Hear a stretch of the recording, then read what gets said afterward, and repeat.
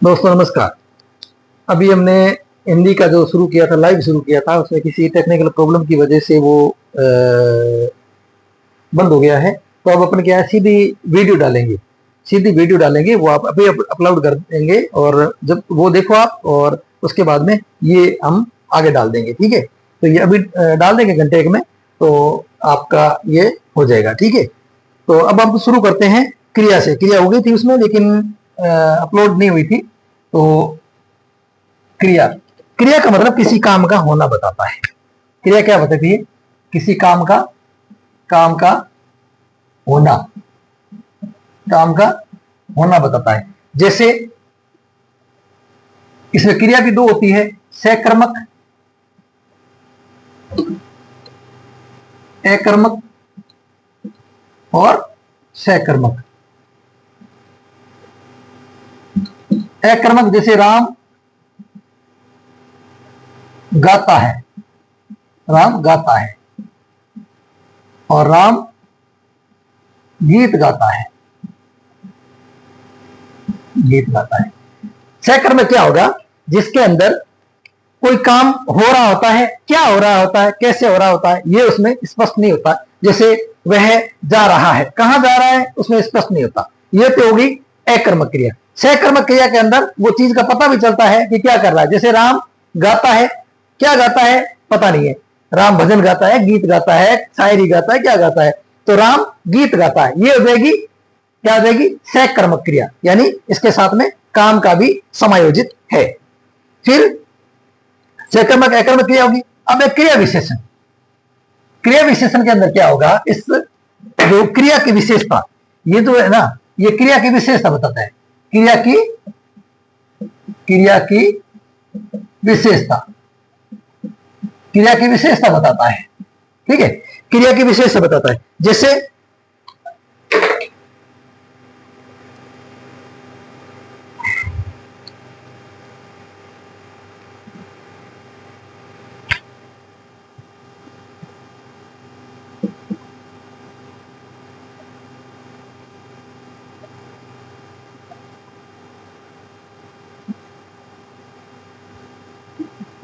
राम मधुर गीत गाता है, यानी राम कैसा गीत गाता है? मधुर गीत गाता है। ये मधुर क्या है, मधुरता क्या है? राम के गीत गाने की क्या है? विशेषता है। तो ये क्रिया की विशेषता होगी। क्रिया क्या है? गाता है, क्या गाता है? गीत। कैसे गाता है? मधुरता। ये मधुरता क्या होगी? उसकी विशेषता होगी। मधुरता क्या होगी? उसकी विशेषता होगी। जैसे वह बहुत अच्छा पढ़ाता है, अच्छा पढ़ाता है। काम क्या करता है? क्रिया क्या है? पढ़ाता है। बहुत अच्छा क्या है उसकी? बहुत अच्छा उसकी विशेषता है, क्रिया की विशेषता है। जो क्रिया करता है उसकी विशेषता क्या है? बहुत अच्छा पढ़ाता है। तो ये आपका क्रिया विशेषण हो गया। इसे बार बार पढ़ो। बार बार क्या हो गया?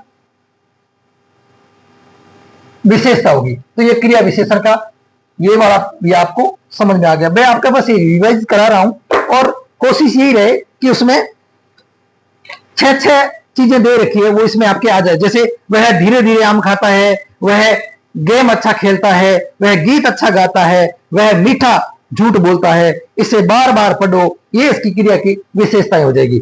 फिर आ जाएगा तत्सम शब्द और तद्भव शब्द। तद्भव शब्द और तत्सम शब्द।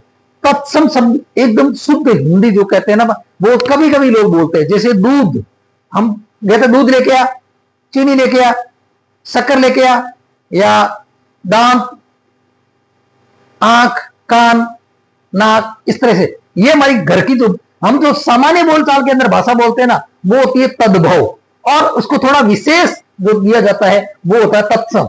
जैसे शब्द आपको बता देता हूं, सांप। हम घर पे क्या बोलते हैं? सांप आ गया, अरे वो सांप आ गया। लेकिन इसको सर्प लिखते ये क्या हो जाएगा? तत्सम हो जाएगा। दांत, जैसे कि तेरे दांत बहुत सुंदर है, दांत हो गया। फिर ये हो जाएगा दंत, दांत का दंत, ये हो जाएगा तत्सम। ठीक है। दांत, ये तत्सम क्या आ जाएगा, दंत, और इसका आ जाएगा दांत। यही अंतर है और कोई अंतर नहीं है। फिर है इसमें हो जाएगा आंख, इसमें होगा अक्षी, अक्षी।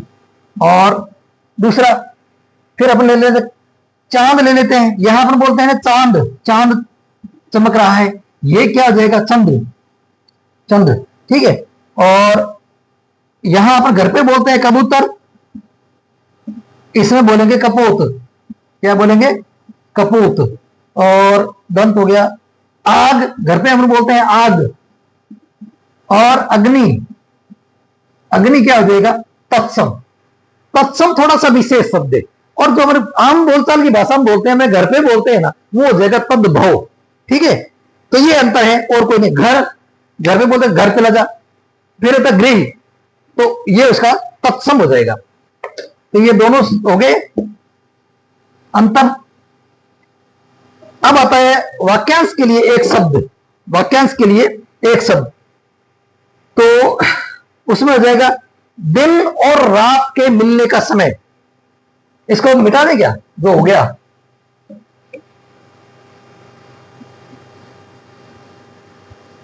इसको वन वर्ड भी बोल सकते हैं अपन वाक्यांश के लिए।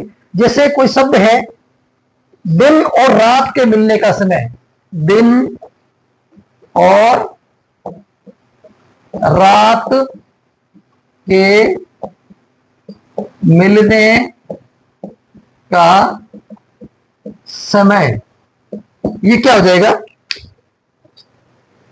ये हो जाएगा प्रदोष काल, प्रदोष काल, प्रदोष काल। ये एक वर्ड, एक शब्द में इसका अर्थ हो गया। फिर दूसरा है तारों भरी रात, तारों भरी रात। तारों भरी रात का मतलब हो जाएगा, इसमें हो जाएगा विभावरी, क्या हो जाएगा, विभावरी, विभावरी, ठीक है, विभावरी। और चांदनी रात, चांदनी रात, तो इसमें हो जाएगा चंद्रिका, क्या हो जाएगा, शैलजा कह दो या चंद्रिका, चंद्रिका। फिर अगला है धर्म के विरुद्ध, धर्म के विरुद्ध क्या हो जाएगा, अधर्मी नहीं कहोगे, अधर्म, अधर्म, अधर्म, ठीक है।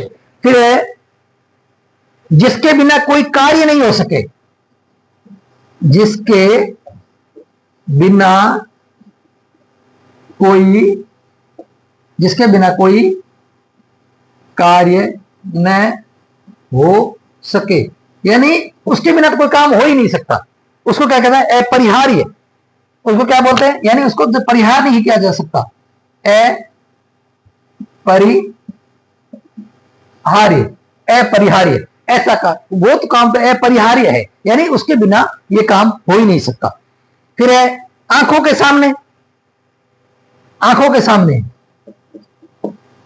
आंखों के सामने, आंखों के सामने जगह, हमारे आंखों के सामने प्रत्यक्ष या अपरोक्ष, या तो इसको अपरोक्ष कह दो, अपरोक्ष और प्रत्यक्ष,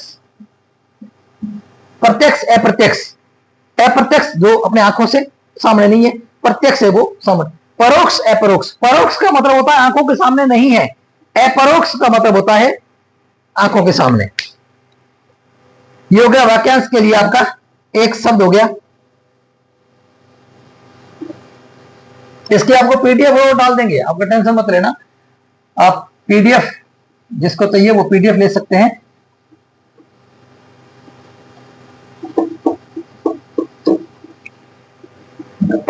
उसके बाद में ये हो गया वन वर्ड हो गया आपका। फिर हो गया शब्द शुद्धि, क्या हो जाएगा, शब्द शुद्धि। शब्द शुद्धि के अंदर आपको शब्द दिया हुआ होगा, जैसे दवा या दवाइयां, और फिर हो जाएगा स्वास्थ्य, स्वास्थ्य जैसे ये लिखा है स्वस्थ किया गया, और उसके बाद में आशीर्वाद,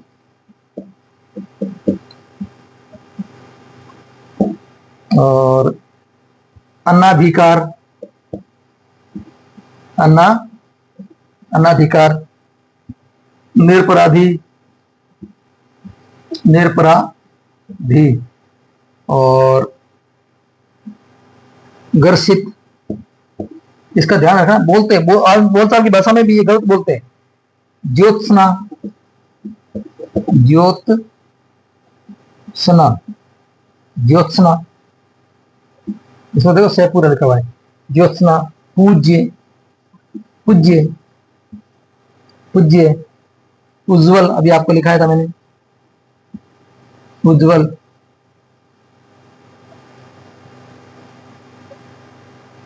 उज्जवल हो गया, आशीर्वाद हो गया। अब देखो इसको लिखेंगे कैसा, सही क्या है गलत क्या है। दवाइयां, कोई भी खाली दवाई लिखा होता है तो ई बड़ी आती है, लेकिन अगर इसका बहुवचन बनाते हैं, किसी भी चीज में बहुवचन बनाते हैं तो उसकी मात्रा छोटी हो जाती है। दवाइयां, दवाइयां, कई बार आपने देखा होगा मेडिकल स्टोर पे लिखा हुआ, ये ऐसे लिखा होता है, ये गलत लिखा है, ठीक है ना। दवाइयां, से वे से थे ये स्वस्थ, ऐसा नहीं होता, ये होता है स्वास्थ्य, स्वास्थ्य, ठीक है। आशीर्वाद, ये क्या लिखा है, आशीर्वाद लिखा हुआ है, आशीर्वाद बोलते हैं, आशीर्वाद है, कैसे बोलते हैं, जैसे आशीर्वाद, ये आशीर्वाद ऐसे लिखते हैं, आशीर्वाद, ठीक है। और अन्नाधिकार, अन्ना नहीं होता, इसका संधि विच्छेद क्या होता है, अन्न प्लस अधिकार, अधिकार, तो ये न आता है, अगर पूरा होता तो अनाधिकार होता, लेकिन इसका जो ये उपसर्ग लगा हुआ है, अन्न लगा हुआ, अन्न, ए न आधा है, तो ए और आधा न है ना, तो यहां ए जुड़ती, ए न होगा, ना कि अन्ना, ए न भी का रे, अनधिकार, अनधिकार होगा ना कि अनाधिकार। फिर निरपराध, निरपराध नहीं होता, निरपराधी नहीं होता, निरपराध होता है, निरपराध होता है, यानी कोई ये व्यक्ति निरपराध है, निरपराधी नहीं, निरपराध है। ग्रसित, वह रोग से ग्रसित है, ग्रसित नहीं ग्रस्त होता है, क्या होता है, ग्रस्त, ये ग्रसित नहीं होता, ग्रस्त होता है, ठीक है। फिर ज्योत्सना, ज्योत्सना में दोनों चीजें आधी आती है, ज्योतय भी आधा आता है, से भी आता है, और ये भी आधा होता है, ज्योत्सना, ठीक, ज्योत्सना, पूज्य, पूज्य है, तो ये क्या पू बड़ा आएगा, पूज्य, ये पूज्य, और उज्जवल में दोनों जय आधे आधे आएंगे, जय ये भी आधा और ये भी आधा, उज्जवल, उत प्लस ज्वल, ज्वल, ज्वल अपन लिखते हैं ज्वाला, तो जय आधा होता है ना, तो वो जय आधा ही रहेगा, और उत प्लस ज्वल, तो ये उज्जवल ऐसे हो जाएगा। तो ये हो गया आपका शब्द शुद्धि का जो है, ये 7-8 मैंने आपको उदाहरण दे दिए। और अब अपन पढ़ते हैं वाक्य शुद्धि, वाक्यों को कैसे शुद्ध करना है। जैसे वाक्य शुद्ध कैसे करेंगे, जैसे कई कहते हैं ना, बच्चे को छील कर केला दे दो, पहले बच्चे को छीलो उसके बाद में केला दो, ऐसा होता है क्या, या बच्चे को काट कर सेव दे दो, पहले बच्चे को काटो उसके बाद सेव कौन खाएगा, तो ये वाक्य अशुद्ध होते हैं। जैसे ये अशुद्ध वाक्य, वाक्य शुद्धिकरण है ना, वाक्य शुद्धिकरण, शुद्धिकरण, जैसे मैं आपको वाक्य लिखा हूं, केला बच्चे को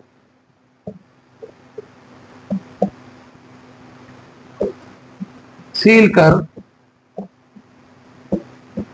केला खिला दो, खिला दो, क्या ये सही है क्या, सही है, बच्चे को छील कर फिर केला खिला दो, गलत है ना। तो क्या करोगे, ऐसे करोगे, बच्चे को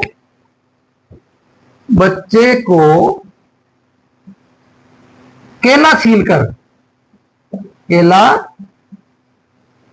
कर खिला दो, खिला दो। ऐसे ही बच्चे को काट कर सेब खिला दो ना होकर के बच्चे को सेब काट कर खिला दो। उसके बाद दूसरा एक और उदाहरण ले लेते हैं हमें। राम ने रावण को मारी थी, क्या ये सही है? राम ने रावण को मारी थी या मारा था? मारा था, मारा था, तो ये शुद्ध हो गया। फिर है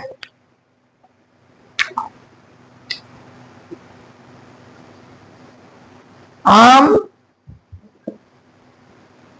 मीठी होती है, मीठी होती है या होता है? मीठी होती है, होता से? होता है। आम मीठा होता है, मीठा, आम मीठा होता है। ठीक है। उसके बाद में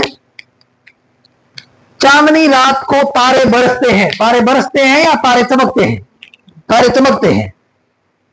मैंने गांव से 5 रजाई मंगवाई, मैंने गांव से 5 रजाई मंगाई। 5 रजाइया या रजाई? 5 रजाइया मंगाई। भगवान का सब कल्याण चाहते हैं। भगवान का सब कल्याण चाहते हैं या भगवान सबका कल्याण चाहते हैं? भगवान सबका कल्याण चाहते हैं। इस प्रकार से यह वाक्य शुद्धि भी आपका हो गया।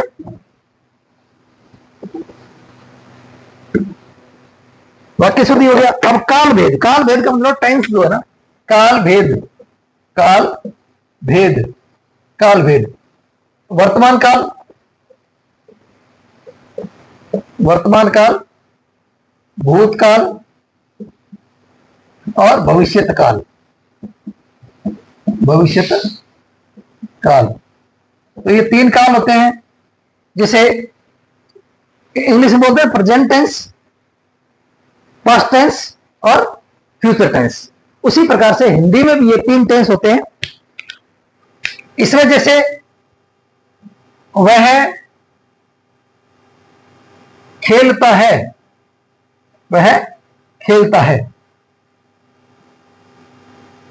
वह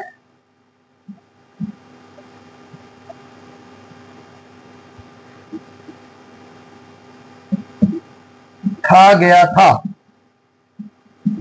वह खाएगा। यानी ये तो वर्तमान में वह खेलता है, और ये खा गया था, वो चीज को खा गया था, ही इटन, और वह खाएगा, वो खाएगा, भविष्य में खाएगा। इस प्रकार से ये टेंस का है। अब वाक्य देखेंगे अपन। जैसे वह बाजार जाता है, वह बाजार जाता है, वह बाजार जाता है, वह बाजार जा रहा है। जैसे इंग्लिश में होता है ना प्रेजेंट इंडेफिनिट, ये प्रेजेंट कंटिन्यूअस, उसी प्रकार से यही उसी का हिसाब से इसमें काम हो रहा है, इसमें काम परमानेंट होता है। और फिर वह बाजार जा चुका है, और वह 2 घंटे से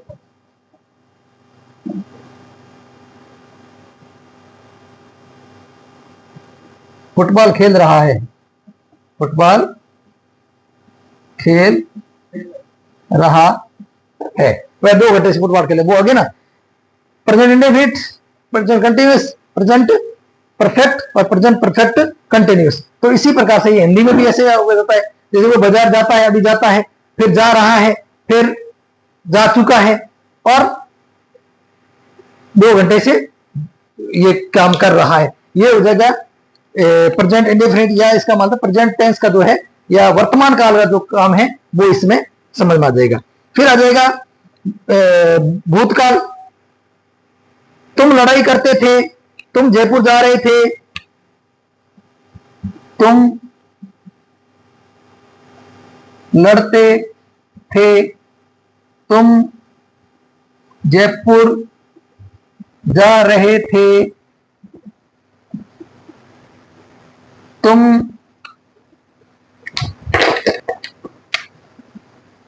खाना खा चुके थे, तुम 2 दिन से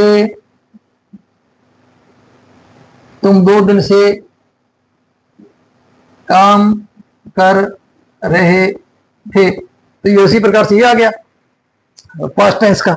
अब फ्यूचर टेंस का, फ्यूचर का भी ऐसी तरह हो जाएगा। फ्यूचर में क्या हो जाएगा, वह आएगा, ठीक है, वह आ रहा होगा, वह आ चुका होगा, वह 3 साल से बीकानेर में रह रहा होगा। यानी इसमें सारा होगा, क्योंकि ये भविष्य की बातें कर रहा है कि वह आएगा, वह आ रहा होगा, ठीक है, वह आया नहीं, आ रहा होगा, वह आ चुका होगा, यानी वह आ चुका होगा, अभी फिर भी पता नहीं है, वह 3 साल से बीकानेर में रह रहा होगा, ठीक है। तो ये काल हो जाएगा, काल और काल के भेद हो गए, भूतकाल भविष्य काल ये सारे हो गए। उसके बाद अब मुहावरे और लोकोक्तियां, अब लास्ट 2 चैप्टर है, तीन वैसे, लेकिन थोड़े छोटे हैं, बस आपको मैं एक धटाक से बता दूंगा, 5 मिनट का, बस 5 मिनट का सारा खेल है। अब आ जाओ आप मुहावरे और लोकोक्तियां। मुहावरे और लोकोक्तियां, लोकोक्तियां, अब आप इसको ऐसे समझो, देखो, जो मुहावरे होते हैं, मुहावरे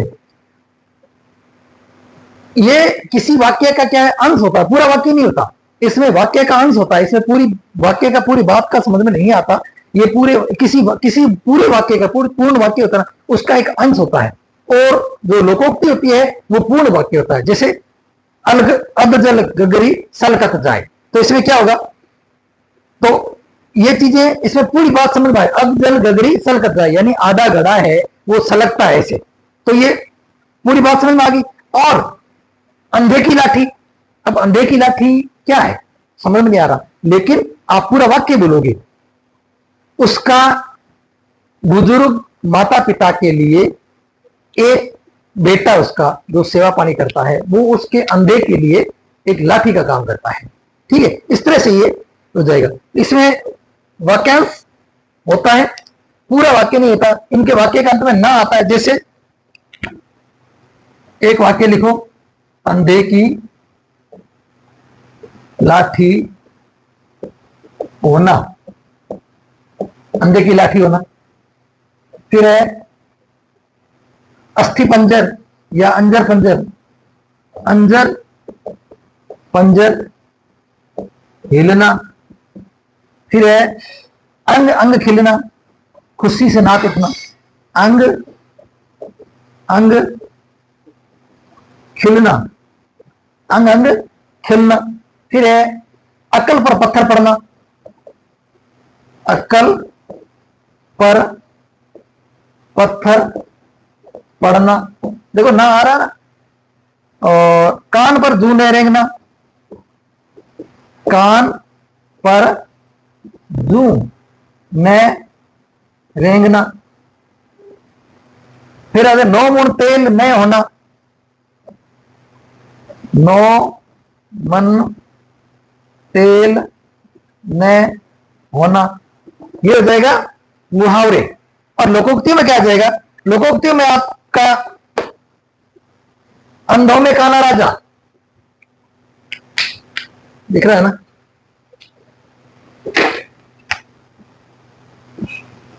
अंधों में काना राजा, तो ये बात पूरी समझ में आ रही है ना, पूरा वाक्य हो गया, अंधों में काना राजा, यानी बहुत सारे लोग हैं, उसमें एक अगर कोई बुद्धिमान या समझदार होता है, उसमें कहते हैं कि आप अंधों में काने राजा और दूसरे सारे अंधे हैं।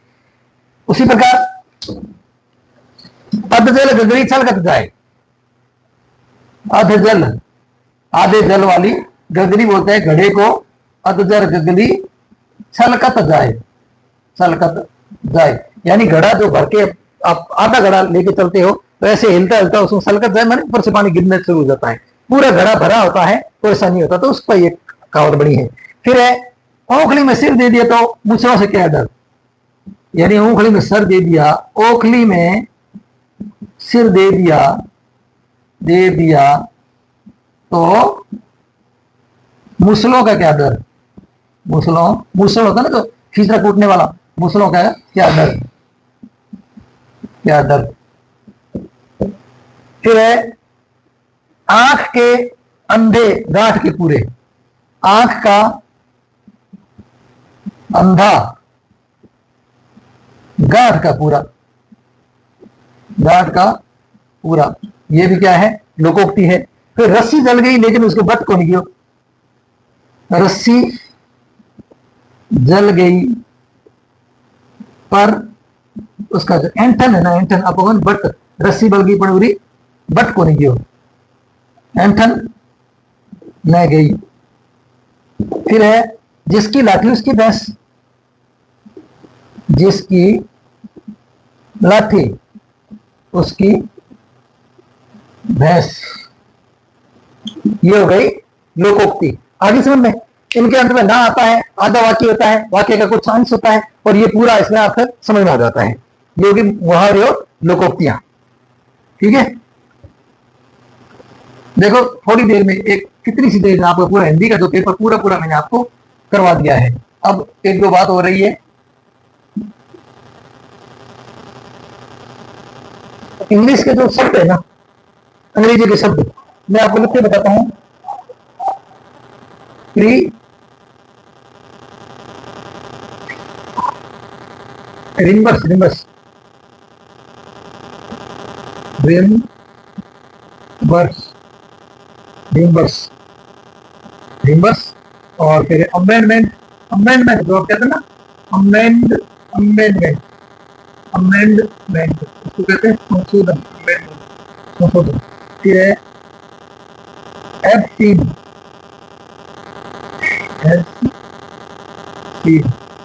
एब्सटीन। और फिर एलोकेशन, एलोकेशन क्या पता यही छह के छह पारियों में यही आधे। एपीजमेंट,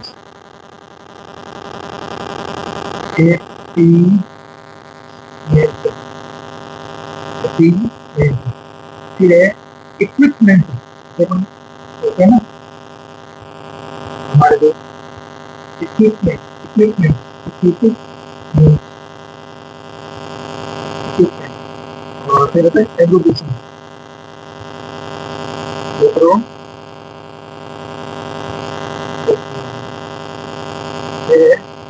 imposition, imposition,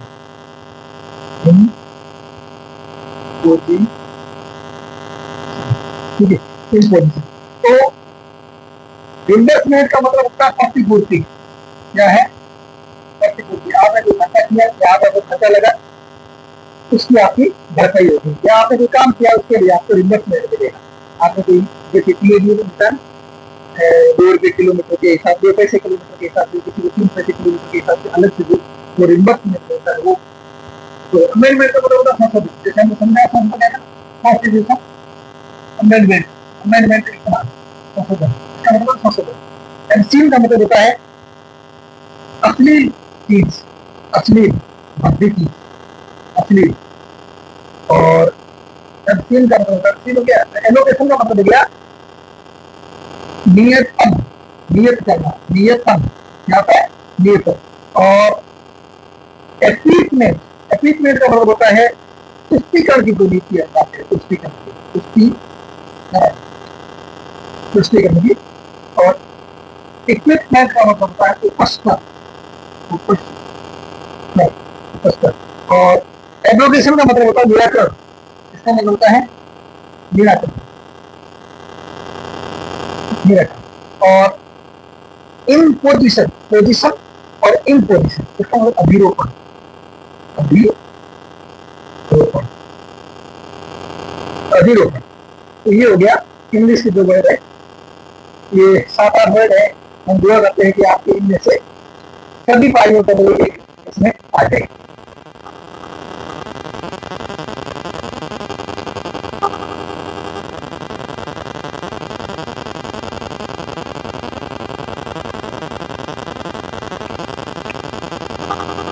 अब जो कार्यालय पत्र वगैरह जो होते हैं उनके बारे में बता देता हूँ। कार्यालय पत्र क्या होते हैं? कार्यालय आदेश, जो हमारे आदेश निकलते हैं किसी ऑफिस से, किसी राज्यपाल के नाम से निकलते हैं, जैसे अपने स्कूल से निकल गई, कॉलेज से निकल गए, जिला कलेक्टर ऑफिस से निकल गई, किसकी वाले से निकल गई, कार्यालय में।